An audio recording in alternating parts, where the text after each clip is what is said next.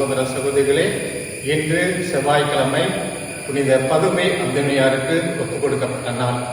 புனித பதுமை அந்தோனியார் கோடி அற்புதர், எத்தனையோ அற்புதங்களையும் நல்ல செயல்களையும் செய்யக்கூடியவர், செய்து கொண்டு இருக்கின்றவர். இந்த நாளிலே முக்கியமாக காணாமல் போன பொருட்களை கண்டுபிடிக்கின்றவர் என்றது எப்படி வந்தது என்பதை நாம் சிந்தித்து பார்ப்போம். புனித பதுமை அந்தோனியார் செமினரியில் இருந்த பொழுது அவர் இறை வார்த்தையை வாசிப்பார், அதனுடைய போதனைகளை மிகவும் வல்லமையோடு போதிப்பார். இதனை பார்த்த அவருடன் படித்த ஒரு செமினரியன் அவர் மீது கோபம் கொண்டு, பொறாமை கொண்டு செமினரி விட்டு போக வேண்டும் என நினைத்து அவருடைய போதனைகளை எல்லாம் எழுதி வைத்தவை அனைத்தையும் எடுத்துக்கொண்டு ஓடிவிடுகின்றார். புனித பதுமை அந்தோனியார் செமினரியனாக இருக்கின்ற பொழுதே அவனுக்காக மன்றாடுகின்றார். அவன் மீண்டும் திரும்பி வர வேண்டும், அவருடைய போதனைகள் எல்லாம் திருப்பி கிடைக்க வேண்டும் என்று ஜெபிக்கின்றார். அதன் பிறகு அவன் அந்த போதனைகள் எல்லாம் எரிக்கின்ற பொழுது அந்த இறை வார்த்தை ஒன்று அவனுடைய மனதை தொடுகின்றது. உடனே அவன் மனம் மாறி மீண்டுமாக சபைக்கு வந்து ஒரு குருவாக மாறுகின்றார்.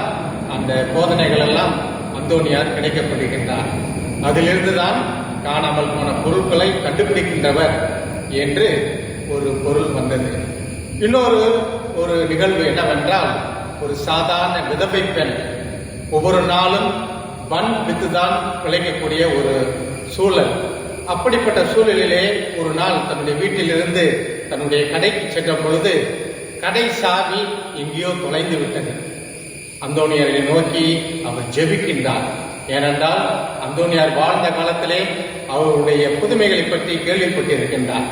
எப்படியாவது எனக்கு அந்த சாவி கிடைக்க வேண்டும், அப்படி கிடைத்தால் இன்று நான் சுடுகின்ற பண்களை ஏழை எளிய மக்களுக்கு நாம் கொடுக்கின்றேன் என்று சொல்லி வேண்டிக் கொள்கின்றார்.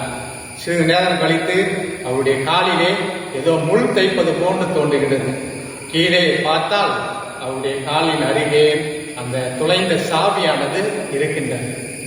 அதிலிருந்து அந்த பெண்மணியானவர், நான் இனி ஒவ்வொரு செவ்வாய்க்கிழமையும் நாம் அந்தோனியார் நாளன்று நான் சுடுகின்ற பண்களை ஏழை எளிய மக்களுக்கு நான் கொடுப்பேன் என்று சொல்லி வேண்டிக் கொண்டு அந்த கிடைத்த சாவிக்கு நன்றி செலுத்துகின்றார்.